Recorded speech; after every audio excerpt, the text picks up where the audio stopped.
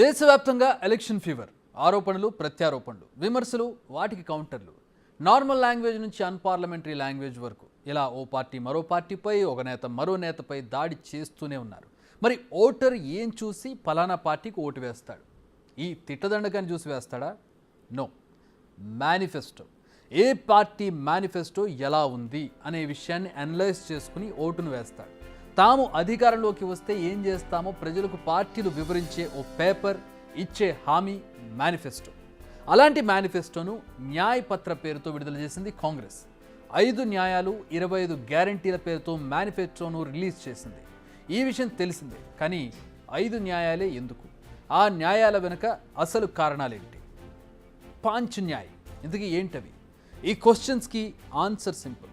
కిసాన్ న్యాయ్, నారీ న్యాయ్, శ్రామిక్ న్యాయ్, యువ న్యాయ్, హిస్సేదారీ న్యాయ్. ఇంత భారీ పదాలు ఎందుకు కానీ సింపుల్గా చెప్తాను. రైతులు, మహిళలు, యువకులు, శ్రామికులు అంటే ఇప్పటికే పని చేస్తున్నవారు. లాస్ట్ అండ్ మోస్ట్ ఇంపార్టెంట్ అట్టడుగు వర్గాలు. ఈ 5 కేటగిరీలకు హై ప్రియారిటీ ఇస్తామంటోంది కాంగ్రెస్.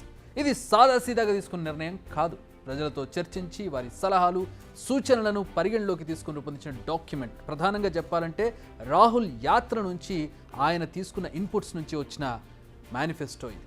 ఈ 5 న్యాయాలను చూస్తే చాలా strategic, at the same time ఆ రంగాల వారిని అభివృద్ధి చేయాలనుకోవడమే టార్గెట్గా కనిపిస్తోంది. ఒక్కో న్యాయంపై బ్రీఫ్గా డిస్కస్ చేద్దాం. ఫస్ట్, నారీ న్యాయం అంటే మహిళల అభివృద్ధికి తాము ఏం చేయబోతున్నామని కాంగ్రెస్ ఏం చెబుతుందో ఒకసారి చూద్దాం. టెక్నికల్గా చూస్తే మొత్తం దేశంలో ఉన్న ఓటర్లలో సగం మంది మహిళలే.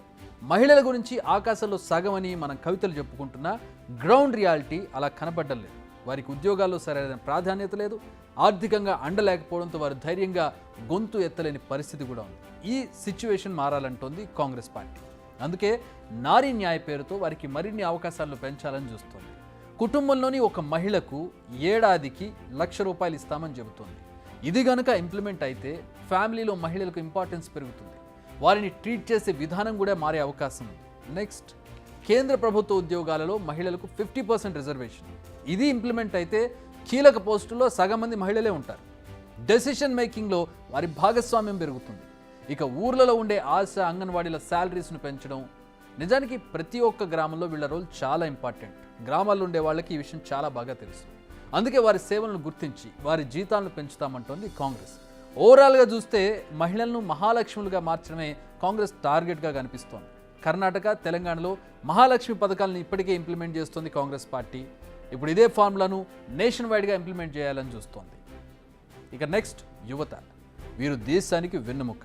అలాంటి యంగ్ జనరేషన్ డెవలప్మెంట్పై కాంగ్రెస్ స్పెషల్ ఫోకస్ పెట్టింది. ఎడ్యుకేషన్ కంప్లీట్ చేసుకున్న యంగ్ జనరేషన్కు సరైన ఎంప్లాయ్మెంట్ అంటే ఉద్యోగం లేదా వారు లైఫ్లో కోరుకున్నది సాధించేందుకు సరైన అవకాశాలు, మేబీ బిజినెస్ కావచ్చు, ఇంకొకటి కావచ్చు, ఇవి కల్పించకపోతే వారు మాత్రమే కాదు దేశం కూడా నష్టపోయినట్టే అవుతుంది.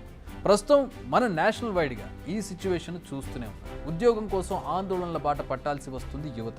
అందుకే కాంగ్రెస్ యూత్పై కూడా మెయిన్గా ఫోకస్ చేసినట్టుగా కనపడుతోంది. కేంద్ర ప్రభుత్వంలో ఉన్న 30 లక్షల ఉద్యోగాలను భర్తీ చేయాలనుకుంటాం. అంతేకాదు, యువతకు ఏడాది పాటు అప్రెంటిస్షిప్ ప్రోగ్రామ్ అంటే ప్రాక్టీస్, అంటే ఒక స్కిల్ సెట్ని ప్రాక్టీస్ చేయడం కావచ్చు, లేదంటే ఒక రంగంలో మీరు నిష్ణాతులు కావడానికి మీకు కావాల్సిన ట్రైనింగ్ ఇవ్వడం కావచ్చు, దీన్ని డిజైన్ చేసింది. వీరికి ఈ ఏడాది కాలంలో ₹1,00,000 కూడా డబ్బులు అందించింది. సో ఎడ్యుకేషన్ కంప్లీట్ చేసుకున్న యువత ఏదో ఓ కోర్సులో జాయిన్ అవుతారు.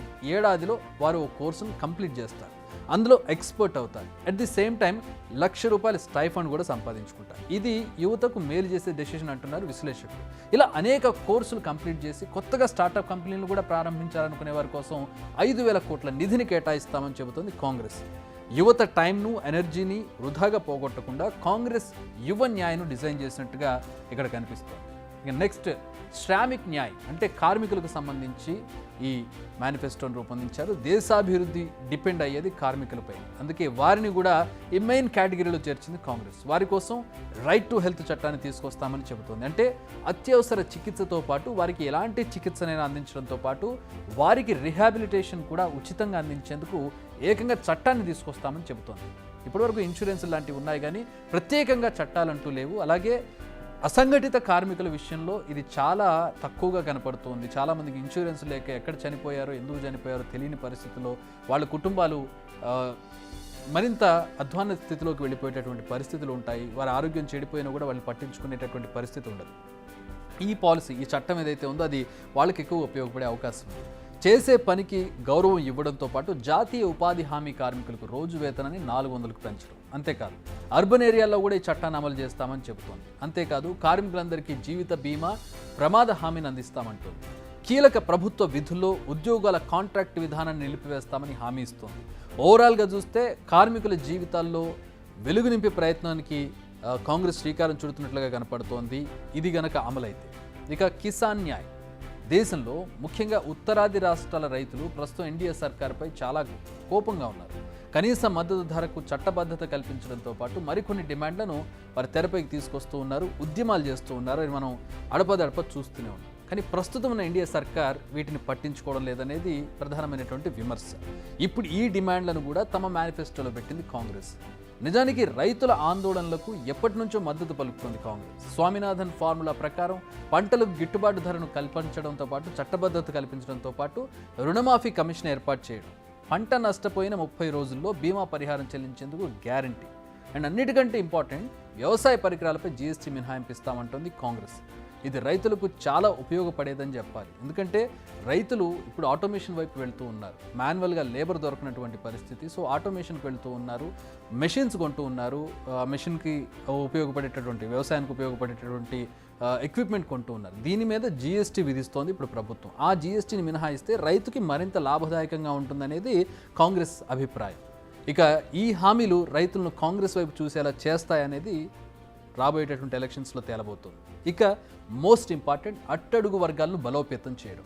రాహుల్ గాంధీ మొదటి నుంచి ఈ అంశంపై ఎక్కువగా ఫోకస్ పెడుతున్నట్లు కనబడుతుంది. మనకి దేశవ్యాప్తంగా కులగణన చేపట్టాలని డిమాండ్ చేస్తున్నారు ఆయన. అంతేగాక తాము అధికారంలోకి వస్తే రిజర్వేషన్లపై ఉన్న 50% సీలింగ్ని ఎత్తేస్తామన్నారు. ఇప్పుడు అదే విషయాన్ని మేనిఫెస్టోలో కూడా పొందుపరిచారు. వీటితో పాటు ఎస్సీ ఎస్టీ సప్లాన్ కోసం స్పెషల్ బడ్జెట్, గిరిజనులు ఎక్కువగా ఉన్న ప్రాంతాలను షెడ్యూల్డ్ ఏరియాగా గుర్తింపిస్తామంటుంది కాంగ్రెస్. నిజానికి ఈ హామీల అమలుకు సంబంధించిన చాలా ఏళ్లుగా డిమాండ్ ఉంది. ముఖ్యంగా రిజర్వేషన్లపై పరిమితి ఎత్తేయాలన్నదైతే చాలా కాలంగా ఉంది. దేశంలోని గిరిజనులు, దళితులు, బీసీలు ఈ డిమాండ్ చేస్తున్నారు. కులాల వారీగా లెక్కలు తీయాలి, బీసీలకు 50 కంటే ఎక్కువ రిజర్వేషన్ కల్పించాలి. దేశంలో బీసీ, ఎస్సీ, ఎస్టీల జనాభా 80% ఉంటే రిజర్వేషన్ 50%కి ఎలా పరిమితం చేస్తారన్న ప్రశ్నలు వాళ్ళ నుంచి వస్తూ ఉన్నాయి. ఈ డిమాండ్ ప్రధానంగా తమ మేనిఫెస్టోలో హైలైట్ చేసింది కాంగ్రెస్. మరి వాళ్ళు ఈ డిమాండ్కి సంబంధించి ఎలాంటి ప్రభావం చూపిస్తారనేది చూడాలి. నిజానికి కాంగ్రెస్ చెబుతున్న ఈ 5 న్యాయాలు దేశంలోని మెజారిటీ వర్గాలను కవర్ చేస్తున్నాయి. అభివృద్ధి ఎంత అవసరమో సంక్షేమం కూడా అంతే అవసరం అంటోంది కాంగ్రెస్. ఇవి 2 కళ్ళ లాంటివని చెబుతోంది. ఈ మేనిఫెస్టోపై లేటెస్ట్గా ఒక కామెంట్ చేశారు రాహుల్ గాంధీ. అదేంటో మీరు వినండి. नमस्कार, रात के 12 बजे हैं. मेरी टीम ने कहा है कि मुझे बहुत एनर्जी के साथ ये वीडियो करना है, मुस्कुरा के ये वीडियो करना है. अभी मैं तेलंगाना से लैंड किया हूँ.